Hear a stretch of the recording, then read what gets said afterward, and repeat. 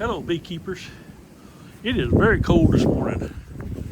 Yes, it was down in the teens last night, and I see the frost has melted off the mountains, but it's still pretty chilly around here, probably about 28 degrees. And I was going to make a video as I get my gloves on here about, hard to shake, I'm trying to get my gloves on, what's going to happen in the future. Now, I plan on making a bunch of videos about beekeeping, particularly the beginning beekeeper and all the warning signs about what could happen if you start beekeeping and all the trouble it's going to be and what good it's going to be. Charlie's out here with me, he's exploring.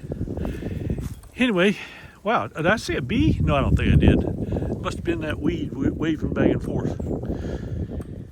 We got 4 good hives out here, and of course at 20 some degrees they're not out. Nobody's coming out of there. They're all balled up inside in a cluster to keep warm. This is my beekeeping yard. We call it stump guarding, and we're going to talk about a bunch of different things, like how to get started in beekeeping for 2026, what happens whenever you get honey and you have to buy things like extractors. Yeah, a lot of other stuff, a lot of tools that you're going to need. You don't have to buy extractors. You can actually get extractors from a bee club and use it for that, but there's a bit of an inconvenience there. You're going to need electric fence. We're going to talk about electric fences this year, and I'm going to talk a lot about catching swarms and making splits, and about increasing your hives and the colonies of bees. In fact, what a colony is and what a colony is the bees inside, and beehives, which are the beehive itself, what they house the bees in.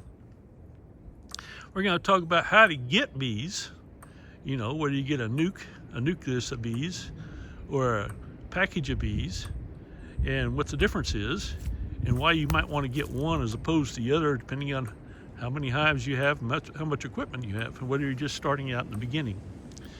So there's a lot of things to talk about this next year, and I'm going to try to help everybody who's starting out get a head start and be aware of the pitfalls of getting too many bees right from the get-go and not be able to control them. Now, I have experience in this. I went from 2 beehives in a few years to over 49, and then I lost about 40, maybe 45. I think 4 were left over when I went through that winter of 23 and 24. And we'll talk about the difference between a beehaver and a beekeeper. A beehaver being one who has bees and goes out and buys more when they die, and then every year he's buying new bees, or she is buying new bees. What we want to do is keep our bees all winter long without them dying. That is the game here. And we'll talk about things that kill the bees, like varroa mites and small hive beetles and all the other maladies that come along, and what you have to do in order to avoid having them. I have experience in losing bees, and I want to hope to pass some of that experience on how to remedy that situation. I'm down to 4 hives now, but I'd like to have about 8 when I get through this year. Now that's doubling my numbers. Bob Benny, our friend, who's down in Lakemont, Georgia, and has Blue Ridge Honey Company, who I am not sponsored by, says that you should go at 30% a year, about a third more bees than you had last year. Well, that's true in a way, but you're going to have to be aggressive, because once you get 40, 50 hives, it becomes a lot of work. Now, if you're out there by yourself on a hot summer day, 40, 50 hives is a lot to go through. And it takes experience. I probably have the experience now to do 40 or 50 hives because I know what not to do. And that is, don't neglect them for sure. Be sure and keep on top of it and know all the things you need to know. I don't know everything. I can tell you that right up front. But I learned a whole lot more in the last couple of years after losing bees and how to keep them. So I'm a beekeeper now, and I'm starting over with only 4 hives. I have hives here that are empty because I had dead outs, but they're just in storage. I keep them by the other hives because eventually, whenever spring comes around, they're probably gonna make some splits. I'm gonna need them. They'll be nice and handy in the bee yard. I still have all this equipment, and we're gonna talk about that too over the year. What happens when you have equipment?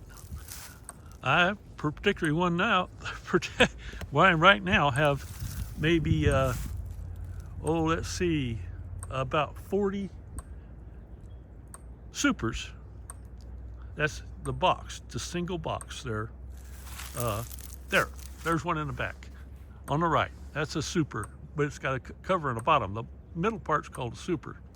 I have about 40 of them in a storage area in a food bank in Clayton, Georgia. Well, that's an expense for me because about $20 a month comes out for just storage in the freezer.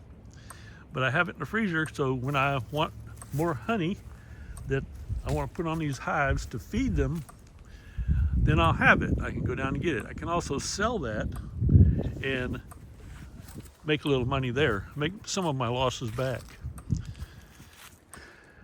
But I can tell you, you do have to keep after it. It's lots and lots of work. Right now I've got 2 covers on top of those to help with the insulation because I want them to be warm. And they should be fine. I don't have very big openings. As you can see right here, there's small openings for the bees. They only need a little bit in the wintertime. There is ventilation up there in the top. We'll talk about those things that make for ventilation and insulating, whether you need to or not, and where you're at. And that makes a lot of difference. If you're in Florida, then it's different than if you're in Minnesota.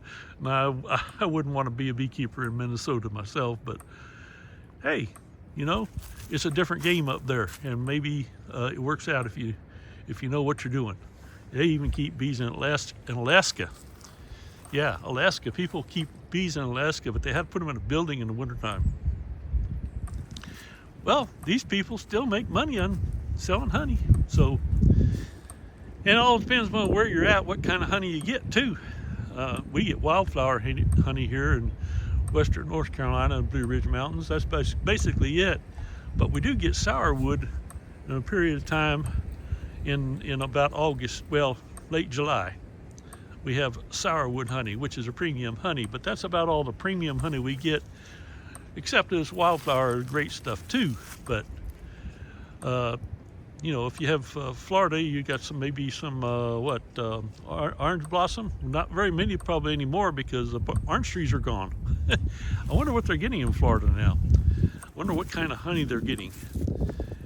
And so I just want to put your heads up here because I'm still in the 19th. 2026 is going to be a great year for beekeeping. And it's a great year to start beekeeping. Beekeeping. I can get that out in a minute.